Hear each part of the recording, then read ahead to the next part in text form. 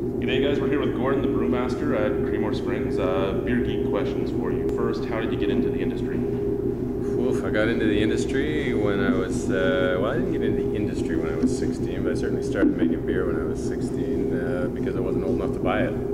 I got into the industry a few years later, having discovered that a life in academia wasn't gonna suit me. So I lucked out, and there happened to be a brew pub opening in downtown Toronto. This was 26 or 7 years ago, and I hounded them till they took me on as their assistant brewer. We went from there. Okay, what's your favorite part of the industry? Whoa, favorite part of the industry? That's an interesting one. Wow, it's a fun business to be in general. Who doesn't like getting to make beer for a living? I mean, it's really making the beer that's the most fun. Yeah. Alrighty, least favorite part of the industry? Well, that's not fair. The meeting I'm going to have with Karen later this afternoon. Least favorite part of the industry? Wow, nobody's ever asked me that one before. Jeez. Honestly, you stumped me. I can't think of a part of the business that I think is that I would characterize that way. Huh. Very interesting. Favorite style of beer? Favorite style of beer? Oh boy, you're probably going to be disappointed in this, but my favorite style of beer really is something along the lines of Pilsner. So pale lager beers are really the thing for me. Least favorite style? You're probably going to be disappointed about this too, but it's beers that are purposely made to go rotten. So you can fill that in with whatever you like. Hophead or Malt Maniac? Hophead. Alrighty. 3 beers you have to drink for the rest of your life. One from another brewery in Ontario, one from here, and one from a large macro international company. What would they be? That's easy. Wow. Well, 2 of the 3 are easy.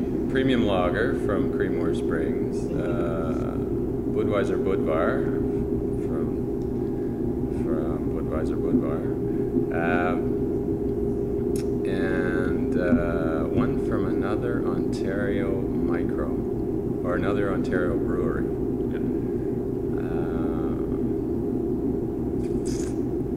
Wow. Jeez. That's a stumper too. I don't mean this in any bad way, because there are any number that I could choose.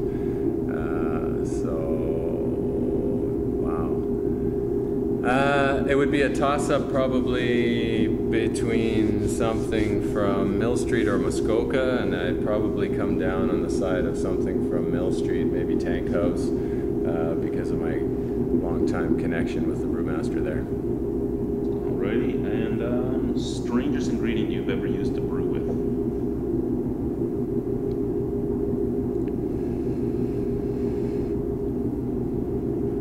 Oh boy, we don't stretch our wings that much with regards to strange ingredients here.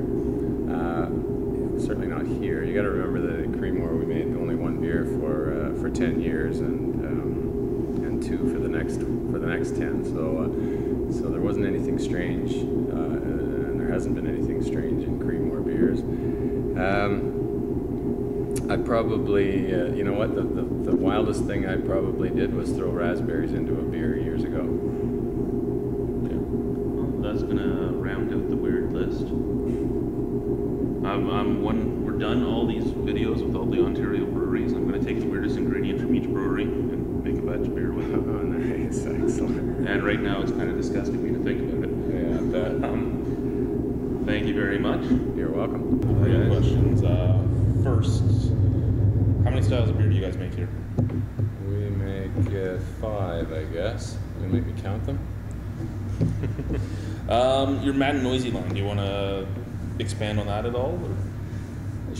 Sure, I can give it a try. The person to my left here would be the best person really to talk about that. It was Karen's brainchild, really. Karen, our sales and marketing director. But it's really a line of beers that is going to allow us to spread our wings in a way that we haven't yet done, brewing wise. The name comes from a real place. The Mad and Noisy Rivers join just outside of the town of Creemore here, and at one point that name was proposed for the name of the brewery. So in the early days, we've resurrected the name, given it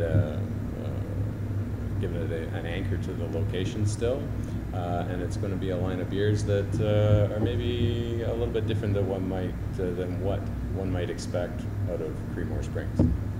Now, Creemore Springs is a pretty traditional brewery. Do you guys use any adjuncts? Nope.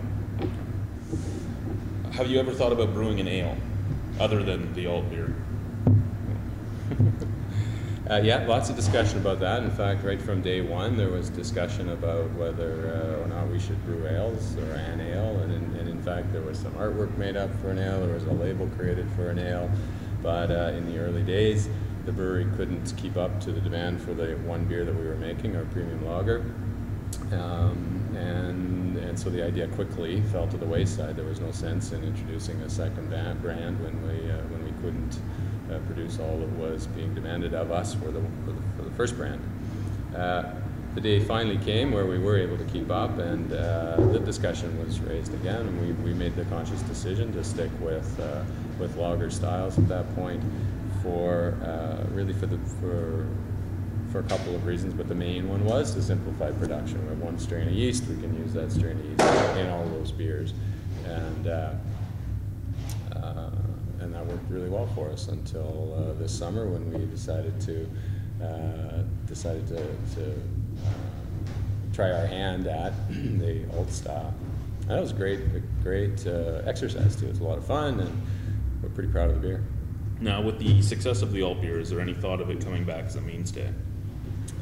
There are discussions about that. Whether it's a mainstay or not, it might be a regular seasonal, if you like. I would highly doubt whether it becomes a year-round beer.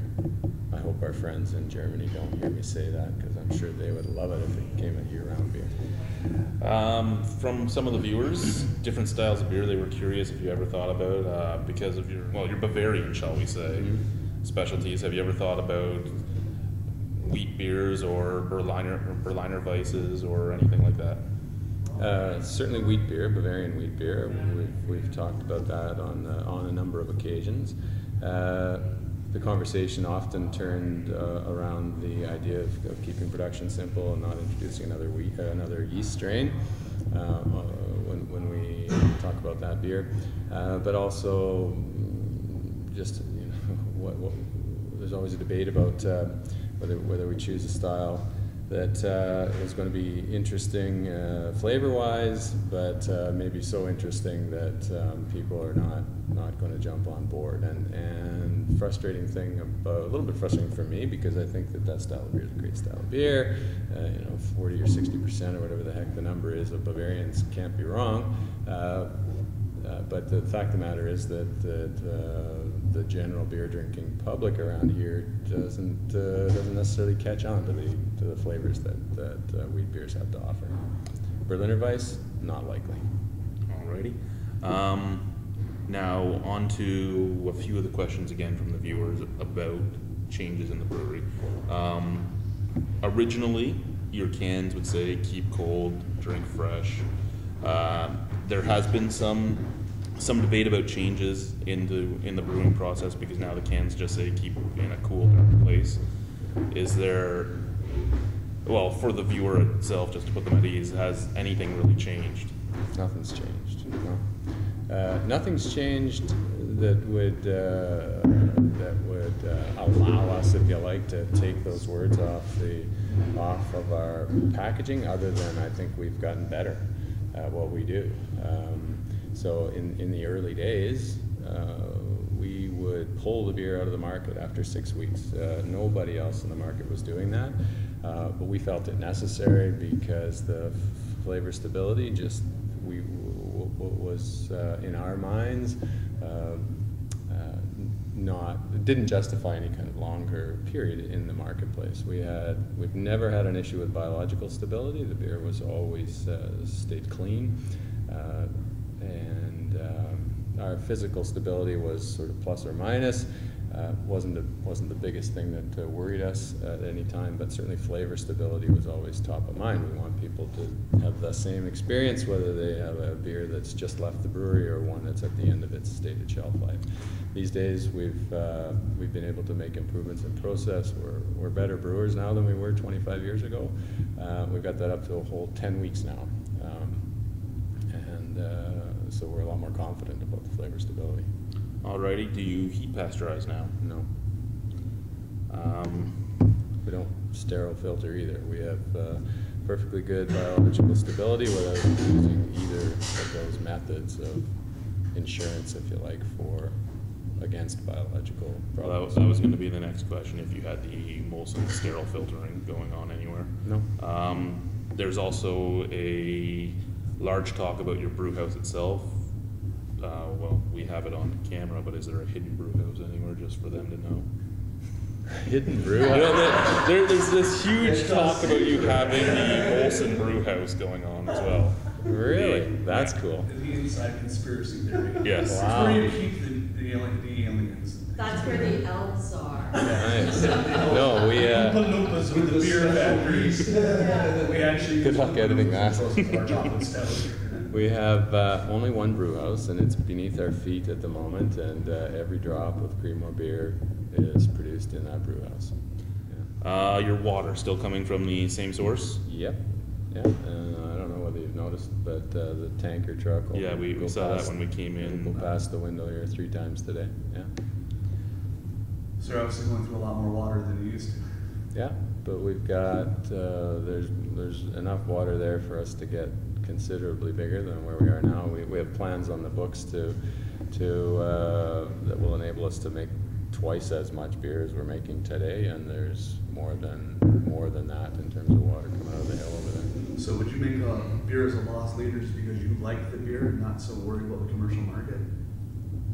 Or would you make a beer directed more towards the drinking market? Or do you make a beer because you like it? I think there's a combination of those things that go on here, and there's a lot of tension in the room always when we talk about those I did not things. plan that question. Well, like I said, I mean, often there's something that you have a passion for that you'll make Sure. the loss leader because as the brewmaster, I'm making the beer I like. No, I don't think that I would do that. If that were the case, I think we would have made a wheat beer already, for instance. So I recognize, and I think one is foolish. And I hate to say this for the drinking public who likes to have wild and wacky beers all the time, but I think if you're in business, you better understand that you got to sell your product, or you don't get to eat breakfast the next day. So you better not make things that simply satisfy your own whims. You better make things that other people are going to not. The one that came from 3 different people, and now that I've worded it in my mind better, we'll use it. Do you figure in the next 10 years you'll be anything other than another Rickards? Has been a question put out. I mean, even though taking it as that Rickards is a successful brand, I mean, there's nothing wrong with being a successful brand either. We don't know how big Rickards is. So nothing but another Rickards. I think what they're way? going with Yeah. is that you would be adjuncting up your beers and being fully controlled, I think is what they're going with. Right. I'm not 100, I'm guessing by the wording of their question that was the way they were. Kind of like worried about your Right. autonomy from the... Right. So no, I don't have any fears around that today. There's, as long as we keep making great beer that is in demand, there's no reason for anybody anywhere to suggest that we should change anything about what we're doing with our beers. So no, I don't see that happening. And lastly, as a final piece of Won't happen while I'm here either. So as a final piece of putting it to rest, Other than the capital to get more fermenters and possibly the strength to expand out more, has Molson changed you at all? Change the company, you mean? Yeah. Listen, it would be stupid for me to say that there haven't been influences. I mean, there are parts of the business that have been affected more so than others. Our finance department, for instance, had their world turned upside down when they came in. But I mean, you can understand that, and it doesn't affect how we make or sell the beer. There were some. There were some minor changes to the distribution network. We distribute all of our own beer. But I mean, in that case, it would have been a positive change in distribution because I mean they have a country worldwide distribution network. Certainly, they've helped us. They've helped us get further across the country,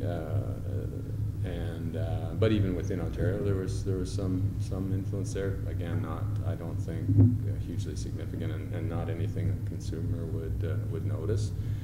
Sales and marketing. There's certainly been some.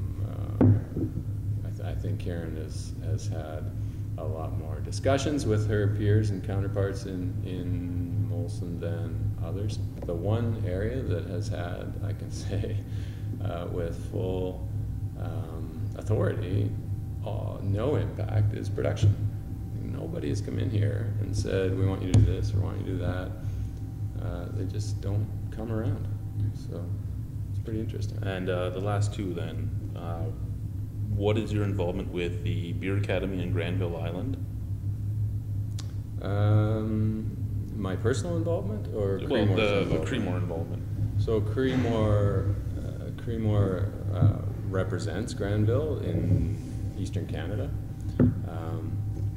and they in turn represent our products in the West. So we have a connection in that way. With the Beer Academy, the Beer Academy per se, not a whole bunch of connection there. I'll be helping a little bit with their some of their educational mandate from time to time when I can. I know the brewers there, and we speak once in a while, but Creemore's influence in the Beer Academy per se is fairly minor. We've had them actually do some trial brews for us there. It's an interesting facility, and we do most of our trial brewing, as you'll see if you walk around the plant downstairs in a little kit that looks like a homebrew kit, but from time to time. Yeah, we were talking to the two guys down there. Yeah, you did. You saw it already. Okay, so but from time to time, we've seen the benefit of having those guys work some beers up for us too. So, and then lastly, just for the viewers, how long have you been here? 23 and a half years, since 1989. Alrighty, guys. Thank you very much, Gordon. You're welcome.